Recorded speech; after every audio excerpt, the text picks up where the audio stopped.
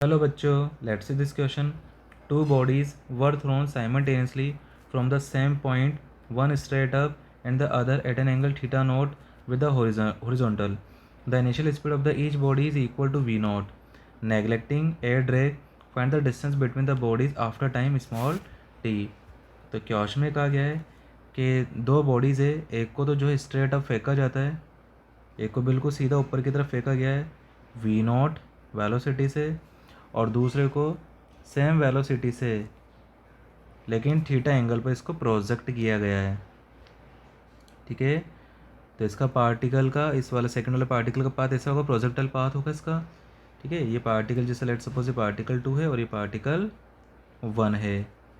Right, तो आपको ये बताना है टी टाइम बाद में दोनों के बीच में डिस्टेंस कितना होगा. तो अगर मान लो हम लोग बात करें इनिशियल वेलोसिटीज़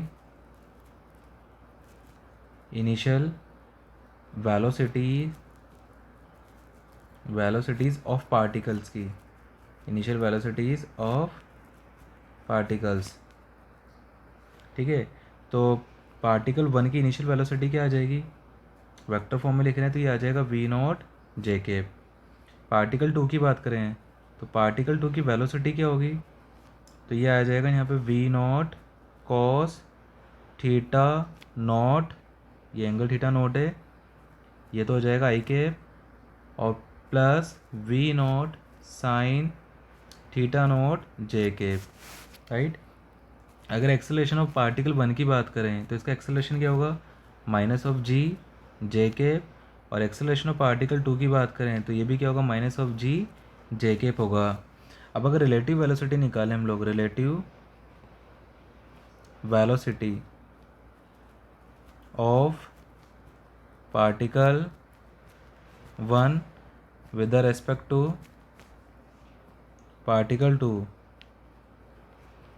तो देखना क्या आ जाएगा, ये v12 vector is equal to v not J cap minus v not cos theta not I cap minus v not sine theta not J cap.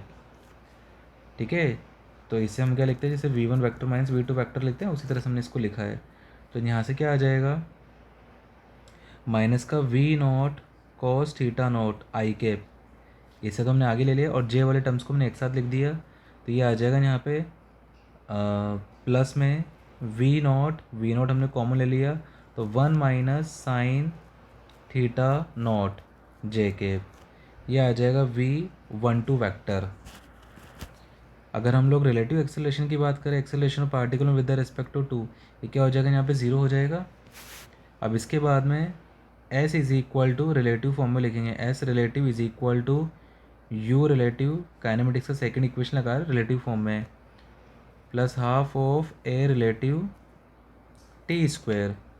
तो s रिलेटिव ये तो हम लोगों को फाइंड करना है, ये s relative is equal to u relative कितना है, minus of v not cos theta not I cap plus v not 1 minus sine theta not J cap. ये आ गया u रिलेटिव, और टाइम, ये टाइम t, और पीछे वाला पूरा टर्म क्या बन जाएगा, यहाँ पे 0 बन जाएगा. अब इसके बाद में अगर उसको मैग्नीट्यूड की बात करें, एस रिलेटिव का मैग्नीट्यूड क्या होगा, तो यहाँ से क्या आ जाएगा, ये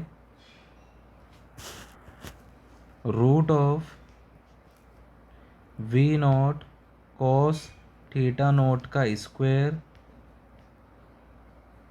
plus v not 1 minus sine theta naught का स्क्वायर, और टी स्क्वायर का यहाँ से t है बाहर आ जाएगा. तो यहाँ से क्या बन जाएगा, ये v नॉट स्क्वायर भी दोनों जगह आएगा, तो v नॉट बाहर आ जाएगा यहाँ से, तो ये v not T root of cos square theta naught plus इसका स्क्वायर ओपन करेंगे तो ये आएगा 1 plus sine square theta minus 2 sine theta naught. अब sine square theta plus cos square theta क्या बन जाएगा, 2 बन जाएगा. तो ये आ जाएगा v not T root of, तो यहाँ पे ये इसका बन जाएगा ये 1 plus 1 that is 2 minus 2 sine theta not. 2 यहाँ से कॉमन आ जाएगा, तो यहाँ से एस रिलेटिव का जो मैग्नीट्यूड आएगा ये आ जाएगा V not T root of 2 common आ गया 1 माइनस साइन थीटा नॉट।